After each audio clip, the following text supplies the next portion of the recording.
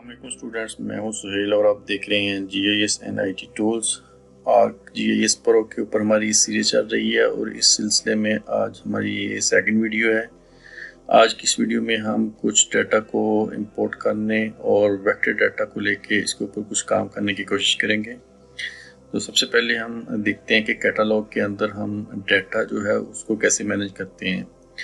तो right side के ऊपर हमारे पास कैटालॉग की विंडो है। इसके अलावा आपके पास जब व्यू में जाएं तो यहाँ पे भी आपको कैटालॉग व्यू नज़र आ रहा है। यहाँ पे अगर आप इस पर क्लिक करते हैं तो ये आपको मैप पैनल जो टैब है आपका, यहाँ पे आपको एक और व्यू जो है वो बड़ा मिल जाएगा यहाँ पे, और इसी तरह की कुछ इसकी शक्ल होगी। तो आप यहाँ पे भी इस पर काम कर सकते हैं। तो यहाँ पे हमारे पास सबसे पहले हमें मैप का एक फोल्डर नज़र आ रहा है। मैप जस्ट लाइक हमारे पास ये पैनल जो है मैप का, वही आपको यहाँ पे नज़र आ रहा है। तो आप जैसे जैसे मैप इसमें इंसर्ट करते जाएंगे या टेम्पलेट इंसर्ट करेंगे, वो आपको यहाँ पे भी एक आपको ट्री नज़र आएगा यहाँ पे। तो कुछ हमारे पास टूल बॉक्सेस हैं, डाटाबेस हैं। डाटाबेस के ज़रिए हम डाटा इंसर्ट कर सकते हैं डिफरेंट तरह का। इसके अलावा हमारे पास फोल्डर्स की यहाँ पे ऑप्शन है। यहाँ पे हम अपना बेसिक फोल्डर जिसके अंदर हमने डाटा रखा हुआ है उसको यहाँ पे कनेक्ट कर सकते हैं। तो डाटाबेसेस के अंदर हमारा GDB का जो बेसिक जो डाटाबेस है वो हम यहाँ पे कनेक्ट कर सकते हैं।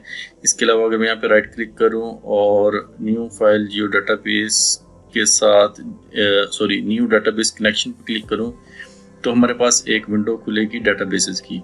ये डाटाबेसेस जो हैं ये हम एक कंप्लीट ERP टाइप या इंटरप्राइज लेवल के ऊपर काम करना चाहते हैं डिफरेंट व्यूज़ के साथ। यानी कि एक तरफ आपका आर्क मैप यहाँ पे काम कर रहा है तो उसको आप पोस्टग्रेस या किसी भी DB के साथ यहाँ पे कनेक्ट करके सेम डाटा के ऊपर जो है आप किसी और आर्क GIS प्रो के ऊपर काम कर सकते हैं, वेब के ऊपर काम कर सकते हैं। यानी कि आप एक इंटरप्राइज लेवल का यहाँ पे कनेक्शन जो बना सकते हैं। तो यहाँ पे भी मैं आपको डाटाबेस कनेक्ट करके भी दिखा देता हूँ। मेरे पास यहाँ पे एक डाटाबेस अगर है सिस्टम के अंदर तो मैं लोकल होस्ट लिखूँगा, और अगर आपका आपने डोमेन या होस्टिंग से परचेज किया हुआ है तो यहाँ पे आप उसकी IP और पोर्ट लिखेंगे, और इसके आगे हमें लिखनी है यहाँ पे पोर्ट। बाय डिफ़ॉल्ट मेरी जो पोर्ट है 5432 यहाँ पे है। डाटाबेस ऑथेंटिकेशन के साथ जाना है, यूज़र नेम डाटाबेस का और उसका पासवर्ड। तो यहाँ पे मैं जैसे कि इसको ओपन करूँगा तो ये देखिए मेरे पास जितने भी डाटाबेसेस हैं मेरी DB के अंदर इस टाइम वो आपको यहाँ पे नज़र आ रहे हैं। तो यहाँ पे मैं उनको कनेक्ट कर सकता हूँ अपने DBs को यहाँ पे, और इसको मैं नाम भी रख सकता हूँ। लोकल होस्ट है, लेकिन जो DB मैंने यहाँ पे कनेक्ट की है उसी का नाम यहाँ पे मैं दे दूँगा।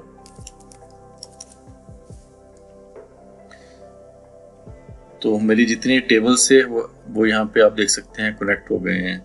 ये जो टेबल है इसके अंदर मेरे पास ज्योमेट्री नहीं है, तो विदाउट ज्योमेट्री यहाँ पे आप देख सकते हैं मेरे पास जो है वो डाटा आ रहा है।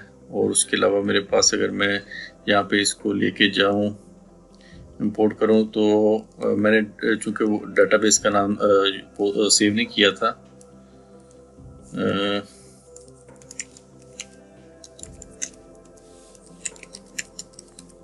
तो वो हर दफ़ा मांग रहा है। आपने जब ये यहाँ पे कनेक्शन बनाना है तो इसको वहाँ पे सेव की ऑप्शन होगी, आपने उसको सेव कर लेना है। तो आप जब डाटा इसके ऊपर लेके जाएंगे तो आपका डाटा जो है ये देखिए हमारा इंपोर्ट होकर डाटाबेस से यहाँ पे डाटा आ गया इस टाइम। ठीक है, तो ये आप सिंपल डाटाबेसेस जो है पोस्टग्रेस या ओरेकल वगैरह से आप यहाँ पे डाटा लेके आ सकते हैं, वो कनेक्शन बना सकते हैं DBs का और उसको काम कर सकते हैं। उसके बाद यहाँ पे हमारे पास फोल्डर्स है, अंदर हम डिफरेंट तरह की शेप फाइल्स को कनेक्ट कर सकते हैं जो डाटा हमारे फोल्डर के अंदर है। तो हम जो एक्सरसाइज करेंगे उसको हम यहाँ पे कनेक्ट कर लेते हैं। ये मैं एक्सरसाइज वही आपके साथ शेयर करूँगा जो कुछ अर्सा पहले मैंने जो आर्क GIS प्रो है मैंने खुद से एक सर्टिफिकेट किया था, उसमें डाटा जो यूज़ हुआ था तो मैं उसी को यहाँ पे आपके साथ शेयर करूँगा, उसको यूटिलाइज करूँगा। तो ऐड फोल्डर कनेक्शन पे मैंने क्लिक किया और यहाँ पे मेरे पास डेस्कटॉप के ऊपर डेस्कटॉप और एक्सरसाइज फाइल और डाटा का ये मेरे पास फोल्डर है। तो मैं इसको यहाँ पे कनेक्ट कर देता हूँ। तो देखिए यहाँ पे मेरे पास ये तो मेरी ये फोल्डर जो है ये मेरी वो अक्सर सिंपल जो प्रोजेक्ट हम कनेक्शन बनाते हैं स्टार्ट के ऊपर टेम्पलेट का, ये वो है। और ये जो है मेरे पास यहाँ पे डाटा आ रहा है। तो यहाँ पे मेरे पास कुछ टेक्स्ट फाइल हैं CSV के अंदर, LI डार्क का मेरे पास फोल्डर है और इसमें LAS की फाइल यहाँ पे अवेलेबल है। इस तरह कुछ रास्टर है, शेप फाइल्स हैं और मेरे पास यहाँ पे व्यू डेटाबेस है जो कि हम इसके अंदर यूज़ करेंगे। तो कैटालॉग जो है सिंपल कैटालॉग का नाम दिया गया है यहाँ पे। तो इस कैटालॉग को आप यूज़ करते हुए अपने डाटा के साथ कनेक्शन बना सकते हैं जिस डाटा के ऊपर आप काम करते हैं। थोड़ा सा हम डाटा जो है उसको इंसर्ट करने की कोशिश करते हैं। शेप फाइल को हम ऑलरेडी फोल्डर कनेक्शन बना चुके हैं यहाँ पे। तो डाटा के अंदर हम जाएंगे, मेरे पास शेप फाइल फोल्डर है। शेप फाइल फोल्डर के अंदर यहाँ पे बाइक रूट्स मेरे पास आ रहे हैं। इसको मैं ऐड कर सकता हूँ जस्ट यहाँ से ड्रैग करते हुए, या मैप के ऊपर मैं इसको यहाँ पे जो लेके जा सकता हूँ और यहाँ पे कंटेंट्स के अंदर भी। तो जैसे मैं इसको ड्रैग करूँगा तो हमारी फाइल जो है शेप फाइल यहाँ पे ऐड हो गई है। यहाँ पे शेप फाइल के बारे में थोड़ी सी डिस्कशन कर लें हम। शेप फाइल जो होती है उसके साथ ना सिर्फ आपके पास SHP फाइल होती है, उसके साथ आपको एक प्रोजेक्शन फाइल मिलती है .prg के नाम से, .dbf के नाम से और .shx के नाम से। शेप फाइल के अंदर अपनी कुछ सिंबॉलजी इसने सेट की होती है, अपना डिज़ाइन सेट किया होता है जो कि आपका G से रिलेट करता है। और फॉर एग्जांपल इसकी क्लासेस पॉइंट, लाइन, पॉलीगॉन उससे रिलेट होती है। प्रोजेक्शन के अंदर उसने अपनी प्रोजेक्शन रखी होती है कि कौन सा कोऑर्डिनेट सिस्टम इसको असाइन किया गया है। In this case we are using UTM, इसको UTM असाइन किया गया है तो वो इसको हम यूज़ करेंगे। उसके बाद DBF फाइल होती है जिसके अंदर आपके एट्रीब्यूट कॉलम जो एट्रीब्यूट डाटा यहाँ पे होता है अवेलेबल। और उसके बाद हमारे पास SHX की फाइल है जिसके अंदर इंडेक्सिंग जो है वो इसकी मेंटेन होती है। तो यहाँ पे हम ने बाइक रूट्स की फाइल जो है वो ऐड की है और उसको हम अगर देखें अपने मैप के ऊपर राइट क्लिक करें और प्रॉपर्टीज में जाएं तो यहाँ पे हमारे पास मैप प्रॉपर्टीज का डायलॉग बॉक्स जो है वो ओपन हो जाएगा। इसमें सबसे पहले हम जनरल देखेंगे कि हमारा मैप का नेम आ रहा है, इसको आप चेंज भी कर सकते हैं, मैप, माई मैप, या फिर जो भी आप जिससे भी आप काम कर रहे हैं उससे रिलेटेड आप इसका नाम रख सकते हैं। उसके बाद यूनिट आ रहे हैं आपके पास कि इसका जो डिस्टेंस यूनिट है, हम चूंकि UTM मैंने आपको बताया कि हम इसके ऊपर अप्लाई किया हुआ है कोऑर्डिनेट सिस्टम, तो मीटर के अंदर आपके पास यूनिट आ रहे हैं यहाँ पे। और इसी साथ इसके डिफरेंट रेफरेंस जो है वो स्केल का रेफरेंस आपके पास आ रहा है, ठीक है। और इससे रिलेटेड आपके पास कुछ चीज़ें यहाँ पे आ रही हैं। एक्सटेंड में देखें तो हम जैसी लेयर को ऐड करेंगे तो हम क्या करते हैं कि बाय डिफ़ॉल्ट आप लेयर्स की एक्सटेंड लेना चाहते हैं या फिर कस्टम एक्सटेंड जो है उसको यूज़ करना चाहते हैं कि लेयर्स आप जैसे मर्जी ऐड करते रहें, लेकिन आपके पास जो आप कस्टम आप एक्सटेंड यहाँ पे फिक्स कर दें तो उसी के ऊपर वो फिक्स रहेगा। Otherwise use extend of data in all layers, आप जैसे जैसे लेयर्स ऐड करते रहेंगे तो उस एक्सटेंड के ऊपर आपका मैप जो है वो ड्रैग कर जाएगा। क्लिप लेयर के अंदर आप लेयर्स को क्लिप कर सकते हैं। मेटा डाटा जो है इसके अंदर आप इसकी डिस्क्रिप्शन डाल सकते हैं। मेटा डाटा जो है वो डाटा ऑफ डाटा भी आप बोलते हैं, डाटा अबाउट डाटा भी बोला जाता है इसको। ये आप सर्विस जब आप पब्लिश करते हैं तो ये वाली आपकी डाटा की टैग्स वगैरह जो है वो एक्सेस होते हैं सर्च के अंदर, यानी कि अगर आप पब्लिश कर देते हैं और आप उसको पब्लिकली अवेलेबल करना चाहते हैं तो ये टैग्स जो है वो गूगल सर्च के अंदर जो है यहाँ से एक्सेस होते हैं वो वाली। तो ये बड़ा इंपॉर्टेंट डाटा है अगर आप उसको पब्लिकली रखना चाहते हैं। कोऑर्डिनेट सिस्टम, आपकी जो मैप के कोऑर्डिनेट सिस्टम है वो कौन से हैं, उसको कैसे आप यहाँ पे असाइन करना चाहते हैं तो उसकी इंफॉर्मेशन आपको इस टैब के अंदर मिल जाएगी। तो यहाँ पे हमारे पास जो है जो हमारी लेयर का कोऑर्डिनेट सिस्टम थे वही असाइन हो गए हैं आपकी इस मैप प्रोजेक्ट को। तो इसको आप यहाँ से चेंज कर सकते हैं। तो ये हमारे पास डिफरेंट वे है जो जिसके थ्रू हम डाटा जो है वो ऐड कर सकते हैं।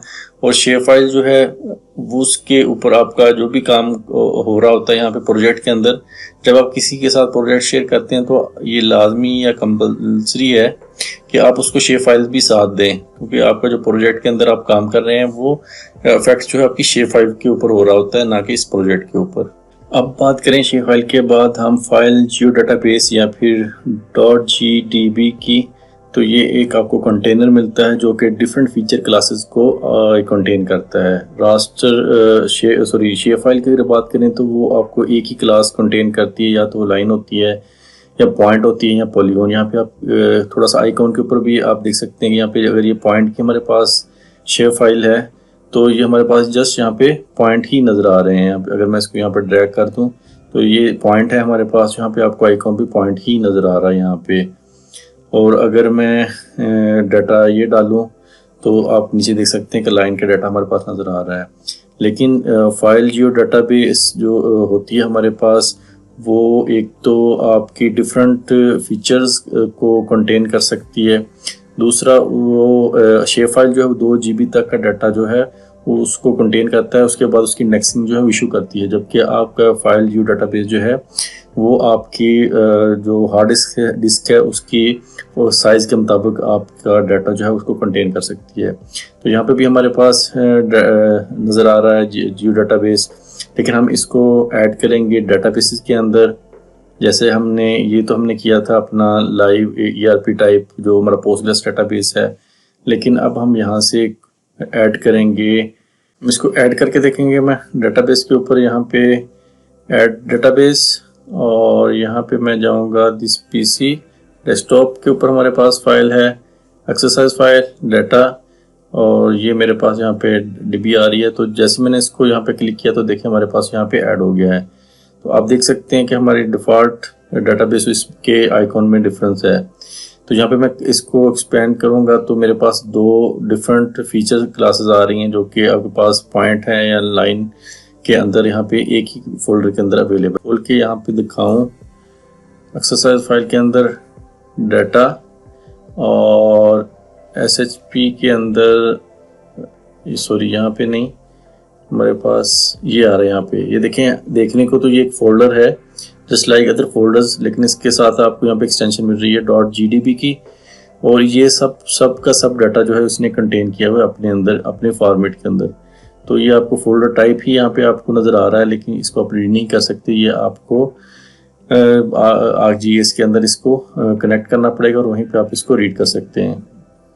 तो ये हमारे पास यहाँ पे डाटाबेस आ गया। इसको मैं जस्ट ड्रैग करूँगा तो हमारे पास डाटा जो है वो मैप कंटेंट के ऊपर आ जाएगा। यहाँ पे हमारे पास बिल्डिंग का डाटा है और पार्सल का डाटा है, तो मैंने दोनों डाटा जो है वो यहाँ पे इंसर्ट कर लिए हैं। बिल्डिंग को हम ऊपर ले जाते हैं पार्सल के जस्ट ड्रैग करके, और अगर मैं कहीं पे जूम इन करके जाऊँ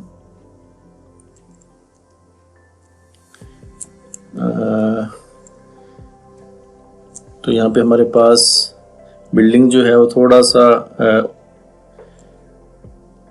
ऑफ वाइट टाइप कलर आ रहा है हमारे पास, येलो कलर टाइप जो है वो ग्रीन कलर जो होता है। उसके बाद पार्सल जो हमारे पास पिंक में है, मैं यहाँ पे क्लिक करूँगा तो आप देख सकते हैं हमारे पास इसके सारे एट्रीब्यूट जो हैं वो यहाँ पे आपको नज़र आ जाएंगे। तो ये एट्रीब्यूट को भी यहाँ पे कंटेन करता है। शेप फाइल की बात होगी और फाइल जियो डाटाबेस की बात होगी, लेकिन अगर हमारे पास डाटाबेस जो है वो एक्सेल या CSV या टेक्स्ट के अंदर मौजूद है और लैटिट्यूड लॉन्गिट्यूड हमने कलेक्ट की है, तो उसको हम पॉइंट डाटा में यहाँ पे कैसे इंपोर्ट करेंगे। तो यहाँ पे मेरे पास फाइल CSV के अंदर एक फाइल है इंसिडेंट के नाम से, जो कि .csv को प्रेजेंट कर रही है। कॉमा सेपरेटेड फाइल होती है आपकी एक्सेल के अंदर भी, इसको आप खोल सकते हैं। तो इसको अगर मैं यहाँ से ड्रैग करूँ तो आप देखेंगे कि यहाँ मेरे पास लेफ्ट कंटेंट के अंदर आ गई है, और मैं यहाँ पे इसको राइट क्लिक करके ओपन करूँ तो एक टेबल के अंदर जो है सारे का सारा डाटा यहाँ पे अवेलेबल होगा। तो ये विद इन द सिटी एक इंसिडेंट की मेरे पास फाइल है, और यहाँ पे जो कुछ कॉलम्स और डेट मेरे पास आ रही हैं, एड्रेस आ रहा है यहाँ पे मेरे पास, फेक एड्रेस है ये डेफिनेटली, और एट द एंड जो है मेरे पास यहाँ पे लैटिट्यूड लॉन्गिट्यूड का एक लैट और लॉन्ग का यहाँ पे कॉलम नज़र आ रहा है। तो हम इसको कन्वर्ट करके कैसे ऐड कर सकते हैं अपनी मैप के अंदर। तो इसके लिए मुझे जस्ट जाना पड़ेगा इंसर्ट के अंदर ना, मुझे मैप के अंदर, और ऐड डाटा के ऊपर मैं क्लिक करूँगा तो थर्ड वन के ऊपर मुझे है x5 पॉइंट्स डाटा यहाँ पे नज़र आ रहा है। तो मैं इसको जैसे क्लिक करूँगा तो जियो प्रोसेसिंग टूल मेरे पास यहाँ पे ओपन हो जाएगा। कैटालॉग के साथ आपको जियो प्रोसेसिंग का एक नया टैब यहाँ पे मिल गया है। तो यहाँ पे मुझे जस्ट ये वाला जो टेबल है इसको ऐड करना है, तो मैं ड्रॉप डाउन से ऐड करूँगा ये वाली फाइल। आउटपुट मुझे कहाँ पे रखनी है, तो बाय डिफ़ॉल्ट आपको जो यहाँ पे आपको लोकेशन आ रही है, आप जैसे माउस लेके जाएंगे तो आपको यहाँ पे टाइटल में नज़र भी आ रही होगी, लेकिन इसको आप अपनी चॉइस के मुताबिक कहीं भी रख सकते हैं। तो मुझे अगर अपने जियो डाटाबेस के अंदर रखनी है तो डिफ़ॉल्ट मेरे पास माई प्रोजेक्ट का एक डाटाबेस है, एक जो हमने लास्ट टाइम ऐड किया था वो है, और पोस्टग्रेस मेरे पास नज़र आ रहा है। तो कहीं भी आप रख सकते हैं। मैं इसको प्रोजेक्ट के अंदर रखना चाहता हूँ और इसका नाम मैं जो है वो कुछ भी दे सकते हैं, क्राइम का मैं नाम यहाँ पे दे देता हूँ। मैं इसको जस्ट यहाँ पे सेव कर दूंगा। अच्छा, यहाँ पे आपने एक्स फील्ड के ऊपर डेफिनेटली लॉन्ग देना है, तो यहाँ पे हमारे पास लॉन्ग का कॉलम है। अदरवाइज अगर आपने कुछ और नाम रखा हुआ है तो यहाँ से सिलेक्ट भी कर सकते हैं। जस्ट इसी तरह आपके पास वाइर के ऊपर लेट यहाँ पे कॉलम है, ये तो वो उसने खुद सिलेक्ट कर लिया है। जी मेरे पास अवेलेबल नहीं है और इसको मैंने कोऑर्डिनेट सिस्टम WGS 9084 ही असाइन करने हैं। तो जस्ट मैं यहाँ पे रन के ऊपर क्लिक करूँगा तो ये प्रोसेसिंग स्टार्ट कर देगा यहाँ पे आपके पास। तो जैसे ही इसने इसको कंप्लीट किया है आपको मैसेज भी शो हो गया और डाटा भी इसने इंसर्ट कर दिया आपके मैप के अंदर। तो हम इसको यहाँ से बंद कर देंगे, अब हमें इसकी ज़रूरत नहीं रही, रिमूव कर देते हैं यहाँ से। और हमारे पास डाटा जो है वो भी आ गया है। जियो प्रोसेसिंग को भी बंद कर देते हैं और इसको मैं थोड़ा सा जूम इन करूँ तो ये देखें हमारे पास जो लेट लॉन्ग थे वो पॉइंट के अंदर कन्वर्ट हो गए हैं। तो ये आपकी एक शेप फाइल है जो कि जियो डाटाबेस के अंदर हमारे इस प्रोजेक्ट के अंदर यहाँ पे क्राइम के नाम से सेव हो गई है और ये पॉइंट क्लास है आपके पास। तो इसके ऊपर सारे का सारा आपका जो कॉलम थे बाकी वो भी यहाँ पे एट्रीब्यूट आपको शो हो रहे हैं। तो आप किसी भी CSV फाइल या टेक्स्ट फाइल को जो है आप पॉइंट के अंदर कन्वर्ट कर सकते हैं। जस्ट आप मैप के अंदर जाके ऐड डाटा का XY पॉइंट डाटा जियो प्रोसेसिंग जो है इसको यूज़ करते हुए। तो आज की वीडियो में हमने देखा है कि हम डिफरेंट वे के अंदर अपने मैप प्रोजेक्ट के अंदर डाटा जो है उसको कैसे इंसर्ट कर सकते हैं। उसमें हम सिंपल शेप फाइल को भी देखा, हमने जियो डाटाबेस को भी देखा, हमने ERP बेस्ड डाटाबेसेस को भी देखा, उसके अलावा हमने टेक्स्ट फाइल को भी देखा कि उसको हम कैसे कन्वर्ट करके अपने मैप के अंदर जो है वो उसको यूज़ कर सकते हैं। तो ये सारे के सारे वेक्टर डाटा से रिलेट कर रहे थे और आपको होपफुली समझ आ गई होगी कि हम वेक्टर डाटा जो है उसको अपने किसी भी प्रोजेक्ट के स्टार्ट से पहले कैसे इंपोर्ट कर सकते हैं ArcGIS प्रो के अंदर। तो ये सिलसिला हमारी वीडियोस का चलता रहेगा। ये आज सेकंड वीडियो थी। वीडियो अगर पसंद आई है तो लाइक और शेयर कीजिएगा, कमेंट में मुझे लाजमी बताइएगा। दुआ में मुझे याद रखें। अल्लाह हाफिज़।